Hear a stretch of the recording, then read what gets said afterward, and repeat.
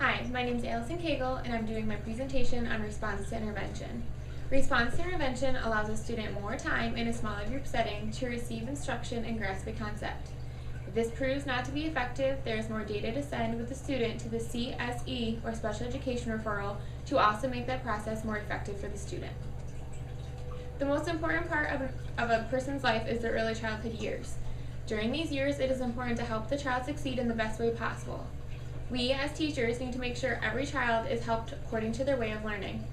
RTI, or response to intervention, is a great way to help children receive the support they need. Response to intervention is an intervention process used to identify students' needs more accurately. It is also used as an evaluation process to help determine if students in the grades of kindergarten through 12th grade need more intensive intervention in a specific area of need. It is also used as a step before a student is referred to CSE, or special education. RTI will also have to be implemented in all schools in New York State by the year 2012. With RTI, they have designed a triangle of tiers to help decide what kind of instruction a child should receive depending on their level of education. This is the triangle of tiers. This one down here, the bigger triangle, is tier 1. This is in the general classroom instruction with the teacher. Next is tier 2, which is the yellow part of the triangle. It is designed for students who are not progressing in tier 1 and are not meeting the benchmark requirements, so they're moved up to tier 2 to get smaller group setting instruction. Tier 3 is the smaller, is the tip of the triangle. It is used for kids that are not meeting the tier 2 or tier 1 benchmark requirements. They get more intensive as one-on-one instruction. If a child's having problems in tier 2, they will get moved to tier 3, but if they continue to make progress, then they'll be moved back down to tier 2. If they continue to make progress, they'll move to tier 1. www.interventioncentral.org is a website that helps schools succeed for free. It provides the tools and resources that teachers need to implement RTI successfully.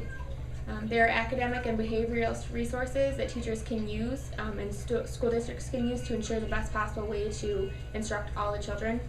This website is created by Jim Wright.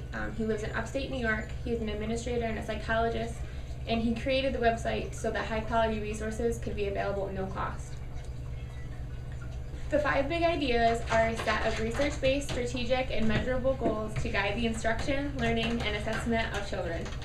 Phonemic awareness is used to teach students how to hear the sounds in words. Alphabetic principle is used to help students learn to associate the sounds of letters and incorporate these sounds into learning the words. Accuracy and fluency in connected text. This is when a student can fluently read a passage without having to stop and sound out each word. Vocabulary is just exposing the students to words, and comprehension is when a student understands what they have just read in a passage. Dynamic indicators of basic early literacy skills, also known as DIBELS, is a process used through RTI to benchmark and progress monitor students. Progress monitoring is the key to help provide the right reading instruction to the students. It is also progress monitoring takes place every so often, depending on how much trouble the kids are having.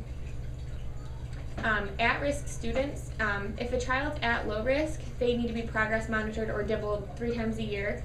If they're at some risk, they need to be progress monitored or DIBELed once a month. If they're at high risk, they need to be monitored every other week. As children move up to different grade levels, they should be able to learn the big ideas as they progress. So in kindergarten, you wouldn't expect a kid to be able to read fluently. You would just, they should be able to know the name of the letters, or they should be able to sound out or give a sound to the letters. When they get to 1st and 2nd grade, they will be taught how to incorporate the sounds of words into their readings. In 3rd to 6th grade, the students are taught how to read fluently. And a student has to be able to master the easier skills before they can do the higher level information. Response to intervention is one of the biggest interventions, and we implemented in all school districts in New York State by the year 2012. RTI is based on a triangle of tiers to help decide what kind of help a child should receive depending on their level of education. It is important that students are monitored using progress monitoring to determine if they are improving in their reading or if they need more intervention to help them succeed. The 5 big ideas are a set of research-based, strategic, and measurable goals to guide the instruction, learning, and assessment of children. Dynamic indicators of basic early literacy skills, also known as DIBELS, helps to continue this progress monitoring. It is important to make sure that each child receives the help they need so they can succeed for the future. Does anybody have any questions? Are there any other websites you can use other than Intervention Central? Yes, there's www.readingatozee.com. It provides downloadable resources for teachers and affordable books, lesson plans, worksheets, and assessments. There's also www.fcrr.org. This is the Florida Central for Reading resource. It provides interventions for all levels and all the grade levels. Is it possible to put more than one student in a Tier 3 group? Yes. If the students are at the same level of instruction, they can be taught together. For example, if a kindergarten student and a first grade student are both still learning their letter sounds, then yes, they can both participate in the same instruction together. This will help utilize resources when you don't have enough money to hire more staff, and especially in a time like now. It helps keep things cost efficient and helps students still receive the instruction they need. Thank you.